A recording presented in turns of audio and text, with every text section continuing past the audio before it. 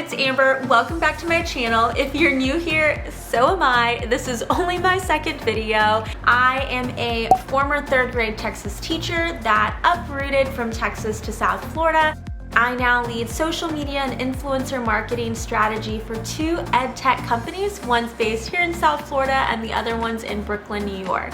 I absolutely love what I do, but I also really love the teaching community, and I am ready to continue to document my journey from teaching to EdTech.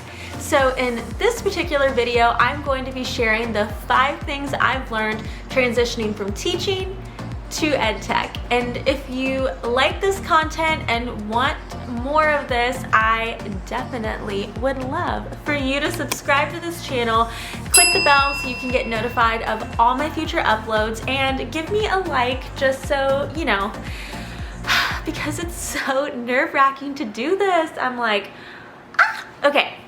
In my first video, I had my entire script and outline written out. It was a little obsessive. Today, we're gonna be really comfy on my couch. I do have notes just to make sure that I don't ramble, but hopefully this is something that y'all like maybe a little bit more. We'll see. I'm just testing out. You know, we're just dipping our toes in the water, different locations, seeing what we like.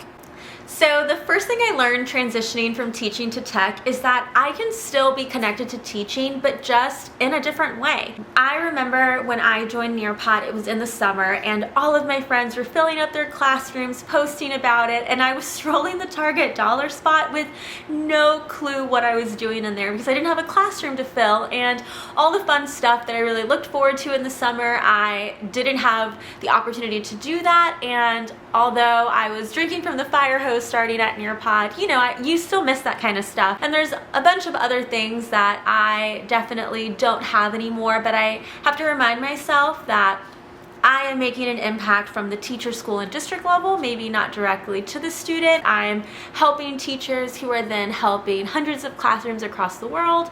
So that has been something that has helped me make peace with the fact that I don't have my own individual classroom anymore. But I definitely think, oh, in third grade I'd be teaching place value right now. Definitely remember this is the time we'd start practicing for state testing. So it was a little bit of an identity crisis because I didn't really know where I fit in, and I have to remember and stay true to like who I am, and I'm always going to be a teacher at heart. And I think because Nearpod and Vocabulary are built with former educators in mind, it makes me feel very comfortable, or I don't even know the right word, that I am working there. So that is definitely something I've had to adjust to.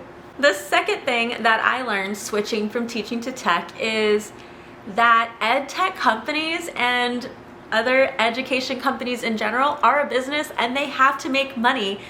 This sounds so silly, but it definitely opened my eyes. I remember starting at Nearpod, and this is for any company, okay? This is any company.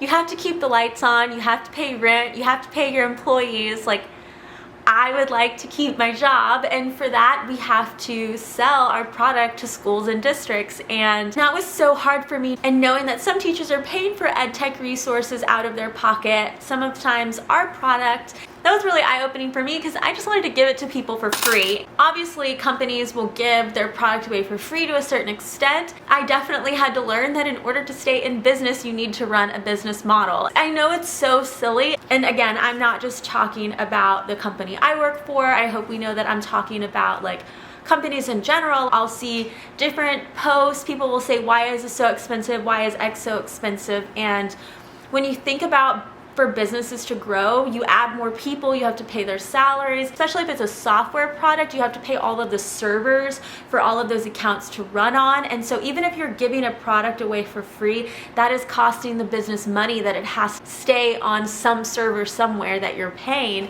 And I never really thought about it that way, but now that I've switched, I'm more aware. I know this could seem as a silly one, but it's definitely one that I learned. The third thing I learned switching from teaching to tech is, well, it might sound a little negative, so I need everyone to just kind of bear with me, okay? But it's that politics are everywhere you go. Let's not pretend that there aren't politics in teaching, right? Like, everywhere you go, there's politics, so it would be no different that when you switch to EdTech or any other type of job, there are going to be politics where you go.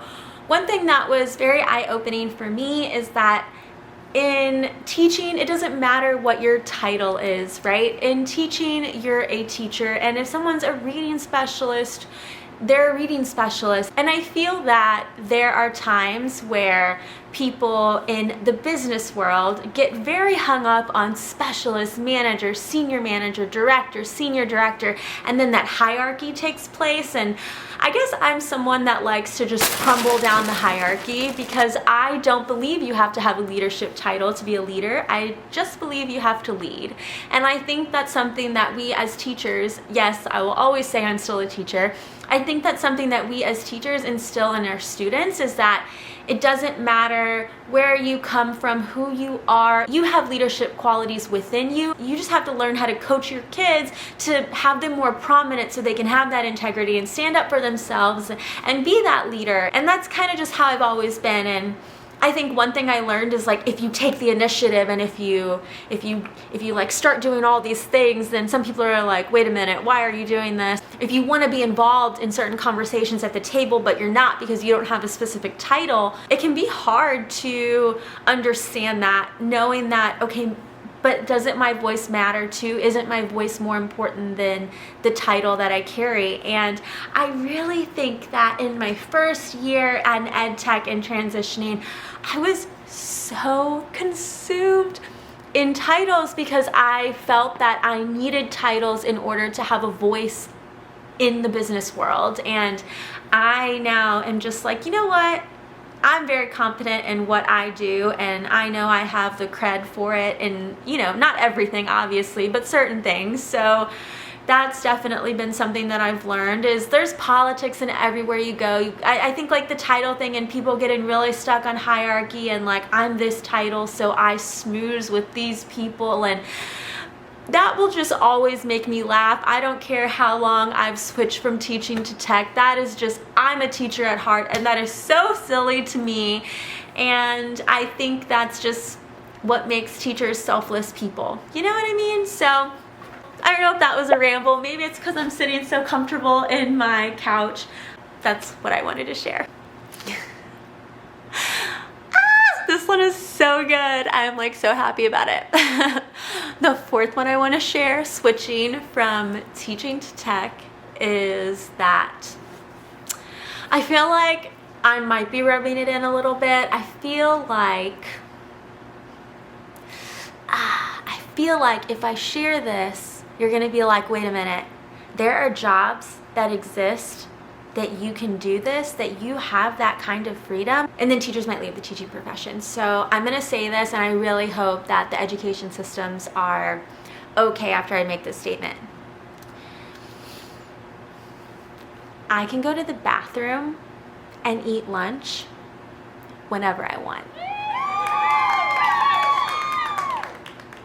I know, y'all. I will absolutely never forget my first day at Nearpod. I'm sitting at my desk and I needed to go to the bathroom.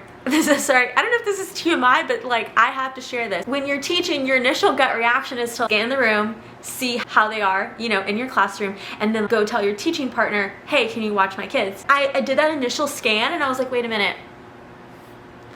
I am an adult with other adults. I can just go. And that was so crazy, and I'll never forget, like, even with eating my lunch, I could feel in my stomach that I was hungry. And I could just go, and not only could I just go to like our kitchen, I could leave the office and go pick up food if I needed to, and it was just so weird to me. It is something that I think people take for granted. I am so thankful that I can go somewhere for lunch if I need to. Granted, obviously our workload is intense, so I don't get to do that all the time. I want to preface, there are times I work through lunch, there are times I forget to eat a lunch, there are times I'm in back-to-back meetings that I am running to the restroom because that's my only time to go. So it's definitely not all sunshine and rainbows, but to have that opportunity when it presents itself is something that I will never take for granted. The fifth and last thing I learned switching from teaching to tech, actually, let's be real, it's definitely not the last thing I learned, but for the sake of the video, I just wanted to do 5. But the fifth thing I learned switching from teaching to tech is that I can actually get my work done during the day. I can remember my first week at Nearpod, I had a series of tasks that I had to complete. I was doing my, what they call onboarding experience. I was so confused because I had all this time in the day to do my work.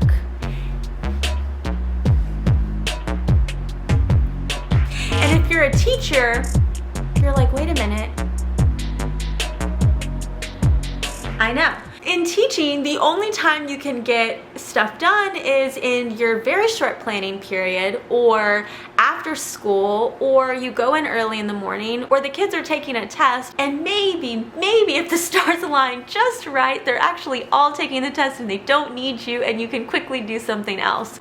Now, I want to preface again, it is not all glitter elbow macaroni. Because of my particular role, I am working throughout the night at times. It's really hard to unplug. And since my job is a lot of creativity, I personally get my creativity best late at night.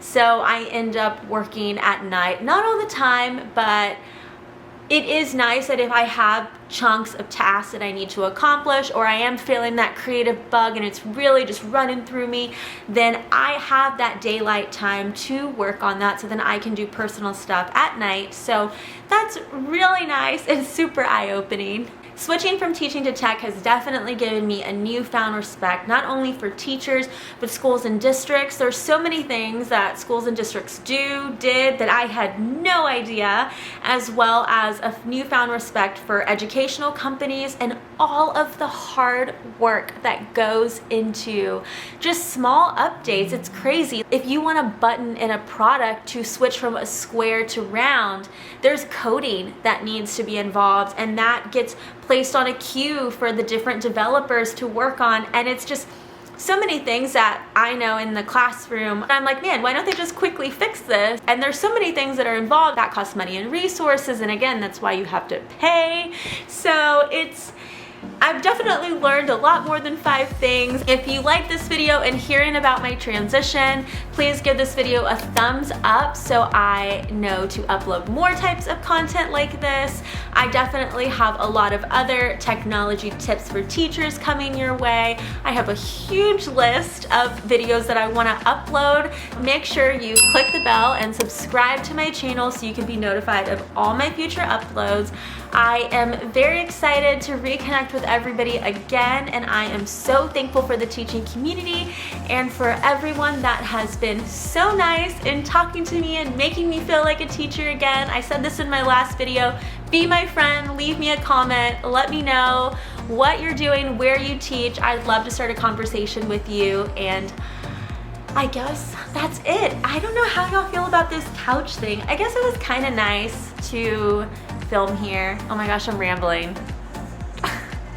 I'll see you in my next video.